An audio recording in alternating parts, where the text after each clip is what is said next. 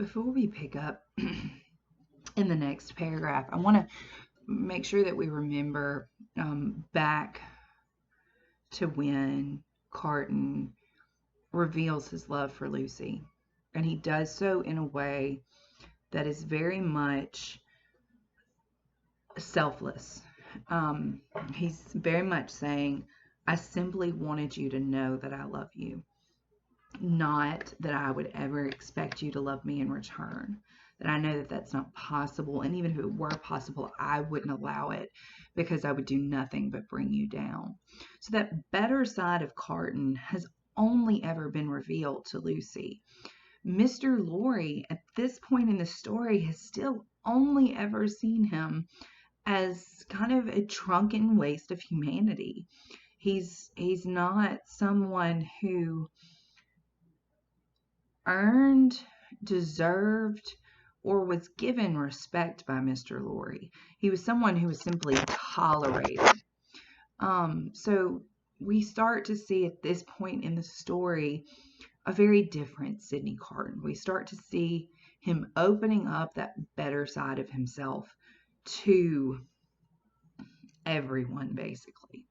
So picking it up with though he said the last words with a slip into his usual manner, there was a true feeling and respect both in his tone and in his touch that Mr. Lorry, who had never seen the better side of him, was wholly unprepared for.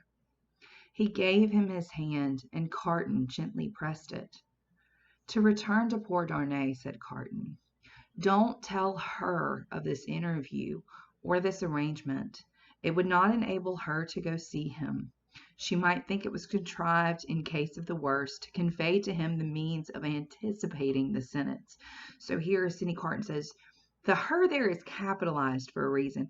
The only time in the English language that a personal pronoun other than I is capitalized is when you say he with a capital H, meaning God. And here we have the word her being capitalized to signify an almost godlike reverence toward Lucy. That's not an accident on Charles Dickens's part. She is a perfect specimen of what Charles Dickens believed women should be and are. And so here we have that kind of that twisting of the English language's rules to show that. Picking up with Mr. Lorry. Mr. Lorry had not thought of that, and he looked quickly to Carton to see if it were in his mind. It seemed to be. He returned the look and evidently understood it. She might think 1,000 things, Carton said, and any of them would only add to her trouble. Don't speak of me to her. As I said to you when I first came, I had better not see her. I can put my hand out to do any little helpful work for her that my hand can find to do without that. You're going to her, I hope. She must be very desolate tonight.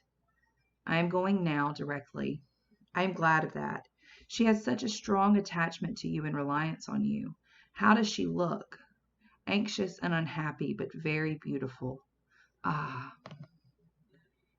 It was a long, grieving sound like a sigh, almost like a sob. It attracted Mr. Lorry's eyes to Carton's face, which was turned to the fire. A light or a shade, the old gentleman could not have said which, passed from it as swiftly as a change will sweep over a hillside on a wild, bright day, and he lifted his foot to put back one of the little flaming logs which was tumbling forward.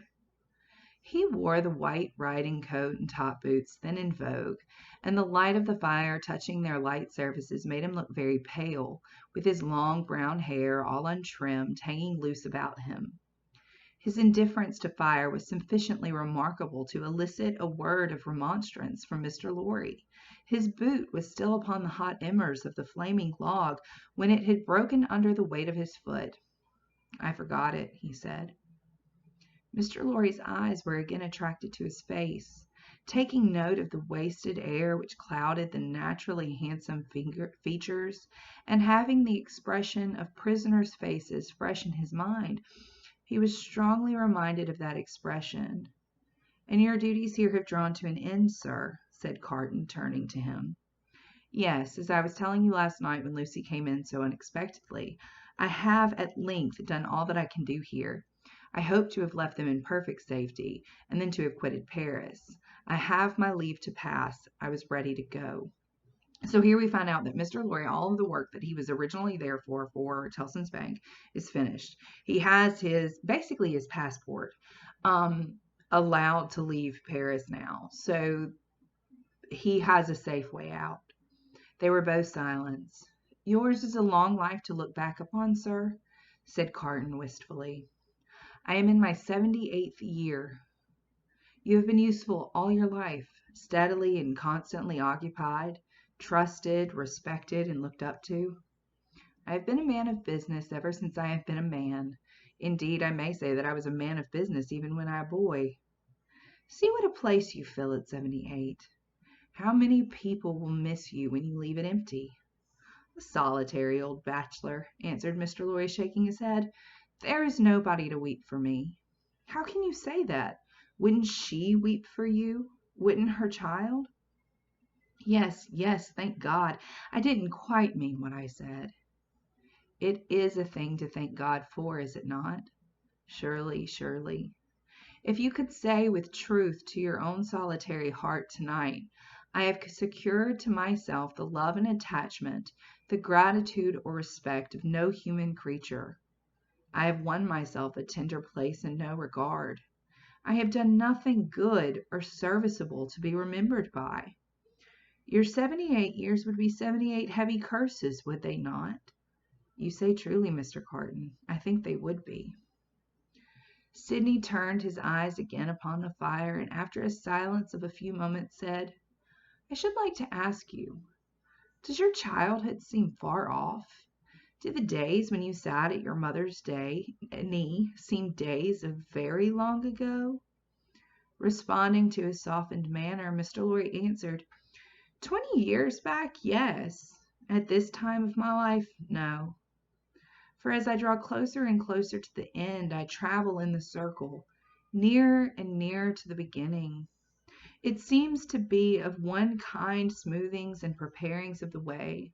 My heart is touched now by many remembrances that had long fallen asleep, of my pretty young mother, and I so old, and by many association of the days when what we call the world was not so real to me, and my faults were not confirmed in me.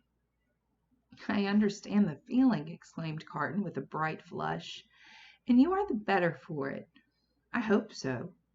Carton terminated the conversation here by rising to help him on with his outer coat. But you, said Mr. Lorry, reverting to the theme, you are young.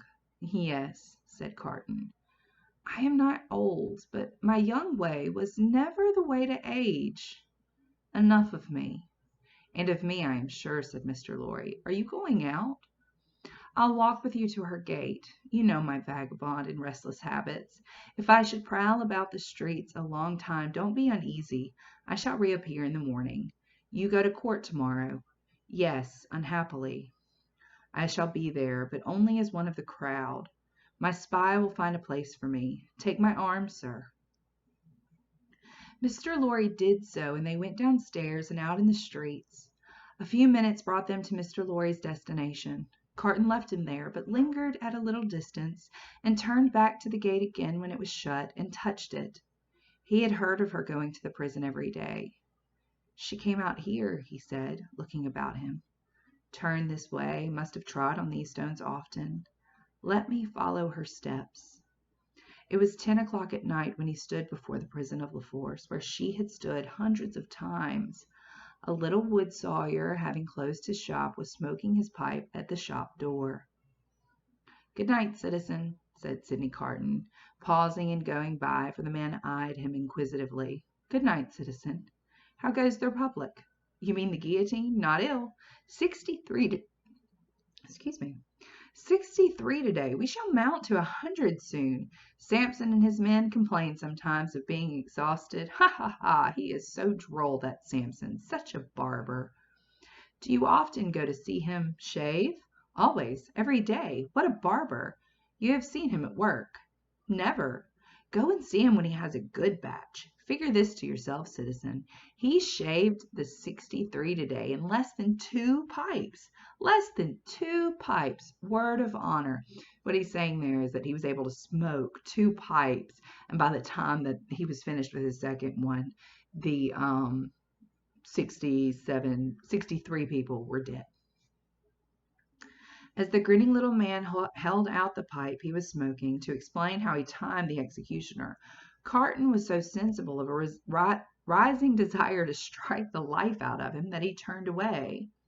"But you are not English," said the wood sawyer, "though you wear English dress." "Yes," said Carton, pausing again and answering over his shoulder. "You speak like a Frenchman. I am an old student here. Ah, a perfect Frenchman. Good night, Englishman. Good night, citizen." "But go and see that droll dog," the little man persisted, calling after him, "and take a pipe with you.